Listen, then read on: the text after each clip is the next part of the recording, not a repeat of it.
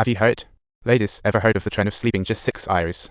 I sleep until midnight, truly and over. I'm only getting 5 hours of sleep a night, and I'm feeling a bit unhinged.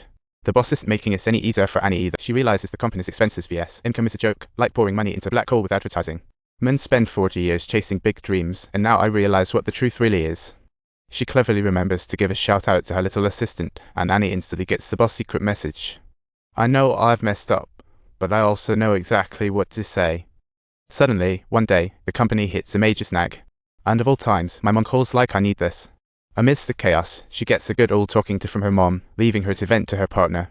But as soon as she steps into the office, she realizes her mom had accidentally turned into an email blast, and her mom has a serious heart condition. If she finds out, it might just lead to meltdown mode. She quickly gathers the tech team to hack her mom's email like in the Matrix. The plan left everyone in utter shock, but Annie was just scratching her head in despair.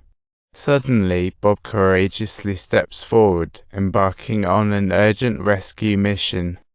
They all planned to sneak into her house before Mom got home, but guess what? Just as they entered, an alarm blared, frightening them to death. Her house had some high-tech security in place. Because if they didn't enter a password in time, the anti-theft system would go off. Talk about a nail-biting moment. Their tension level shot up to maximum. But that alarm sure wasn't going to back down.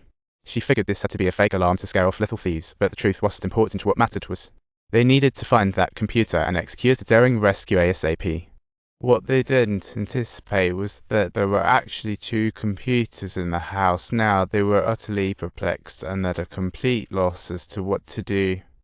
The alarm blares once more. Truly unexpectedly, the police were also on their way soon. A feeling arose in her heart that she was on the verge of becoming a wanted criminal. Deleted it. Finally got it deleted. What once scared her now felt like their only hope to escape. But as they tried to escape, they were jamming out like they were at a party. The music was blasting. Just as the police approached, the little chubby guy jumped on the hood, while Zina kept her cool at the last minute. They successfully made their escape, and, in order to express her gratitude, Annie treated her colleagues to drinks as a celebration. If it hadn't been for the full cooperation of her colleagues, the outcome would truly have been disaster level indeed. Suddenly, the bond among everyone felt stronger, and after a few drinks, Annie couldn't help but spill her story. She began sharing the hardships of her entrepreneurship and experiences of sexism, and the scene turned deeply emotional. But Bob noticed Annie was off and quickly wrapped up the gathering like an emergency evacuation. As soon as Annie stepped out of the bar, she ended up puking everywhere. Bob's reaction was lightning quick. Bob saved Annie's face. What a prime example of a good friend. Though Annie was successful in her career, the balance of life always seemed to waver. Suddenly, it dawned on her that perhaps by handing over the company management, she would be able to dedicate more quality time to her family. Bob quietly listened, respecting Annie's choice because, to her, family and career are equally important. What Bob didn't expect was that the next day she caught Annie's husband acting all cozy with another woman like something out of a pop song. Bob felt a mix of emotions, truly shocked someone could betray someone as amazing as Annie.